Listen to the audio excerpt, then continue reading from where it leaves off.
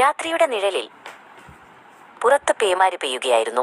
വിജനമായ ആ തറവാട് വീടിനുള്ളിൽ സൈനബയും മകൾ ആയിഷയും മാത്രമായിരുന്നു ഉണ്ടായിരുന്നത്.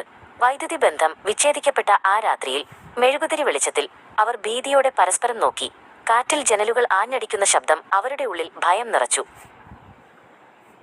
പെട്ടെന്നാണ് വീടിന്റെ പിന്നിലെ ജനൽച്ചില്ല് തകരുന്നത് ആയിഷ കേട്ടത്. അവൾ ഞെട്ടിപ്പിടഞ്ഞെഴുന്നേറ്റു. ഇരുട്ടിൽ മിന്നൽ വെളിച്ചത്തിൽ അവൾ ആ കാഴ്ച കണ്ടു. കറുത്ത മുഖംമൂടി ധരിച്ച ഒരാൾ ജനലിലൂടെ അകത്തേക്ക് കടക്കുന്നു.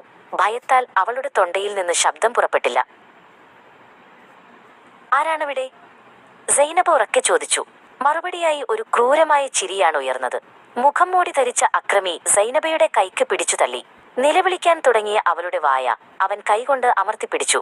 ആയിഷ ഓടിപ്പോകാൻ ശ്രമിച്ചെങ്കിലും മറ്റൊരു നിഴൽ അവളെ തടഞ്ഞു. അക്രമികളിൽ നിന്ന് രക്ഷപ്പെടാനായി ആയിഷ ഇരുട്ടിലൂടെ അടുക്കള ഭാഗത്തേക്ക് ഓടി.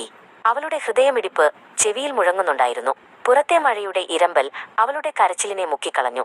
അവൾ ഒരു മൂലയിൽ പതുങ്ങിയിരുന്ന് ശ്വാസമടക്കി പിടിച്ചു. സ്വർണവും പണവും എവിടെയാണെന്ന് പറയൂ. അക്രമി സൈനബയുടെ കഴുത്തിന് നേരെ ഒരു കത്തി ചൂണ്ടി. തന്റെ മകളുടെ സുരക്ഷയെ ഓർത്ത സൈനബ വിറയ്ക്കുന്ന കൈകളോടെ അലമാരയുടെ താക്കോൽ നൽകി. ക്രൂരത നിറഞ്ഞ ആ കണ്ണുകൾ കണ്ടപ്പോൾ അവൾക്ക് പരിചിതമായ എന്തോ ഒന്ന് തോന്നി. ഈ ബഹളങ്ങൾക്കിടയിൽ വീടിന്റെ മുൻവാതിൽ മലർക്കെ തുറക്കപ്പെട്ടു. സൈനബയുടെ മകൻ ഫൈസൽ അകത്തേക്ക് കയറി വന്നു. ഫൈസൽ, മോനെ, ഞങ്ങളെ രക്ഷിക്കൂ, സൈനബ ആശ്വാസത്തോടെ നിലവിളിച്ചു. എന്നാൽ ഫൈസലിന്റെ മുഖത്ത് പരിഭ്രാന്തിയല്ല, മറിച്ച് ഒരുതരം തണുത്ത ഭാവമായിരുന്നു ഉണ്ടായിരുന്നത്. സൈനബയെ അത്ഭുതപ്പെടുത്തിക്കൊണ്ട് ഫൈസൽ ആ മുഖംമൂടി ധരിച്ച അക്രമിയുടെ അടുത്തേക്ക് നടന്നു. അവൻ അക്രമിയുടെ തോളിൽ തട്ടിച്ചിരിച്ചു. നന്നായി ചെയ്തു, നിനക്ക് ഞാൻ പറഞ്ഞ പണം കിട്ടും, ഫൈസൽ പറഞ്ഞു. അത് തന്റെ മകന്റെ കൂട്ടുകാരായിരുന്നുവെന്ന് സൈനബ ഞെട്ടലോടെ തിരിച്ചറിഞ്ഞു. ഫൈസൽ, നീ എന്തിനാണിത് ചെയ്യുന്നത്?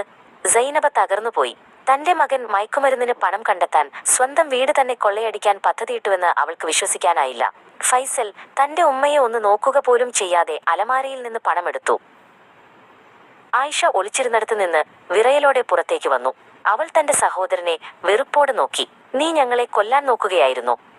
അവൾ ചോദിച്ചു. ഫൈസൽ അവളെ പുച്ഛത്തോടെ ഒന്ന് നോക്കി. എന്നിട്ട് തന്റെ കൂട്ടുകാരോടൊപ്പം പണവുമായി പുറത്തേക്ക് നടന്നു. മഴയുടെ ശബ്ദം കുറഞ്ഞു വന്നു. തകർന്ന മനസ്സുമായി സൈനബയും ആയിഷയും ആ ഇരുട്ടിൽ തനിച്ചായി. സ്വർണത്തെക്കാളും പണത്തെക്കാളും വലിയ എന്തോ ഒന്ന് അവർക്ക് ആ രാത്രിയിൽ നഷ്ടപ്പെട്ടിരുന്നു. അതൊരു മകനിലുള്ള വിശ്വാസമായിരുന്നു. രാത്രിയുടെ നിഴലുകൾ അവരെ പൂർണ്ണമായും വിഴുങ്ങി.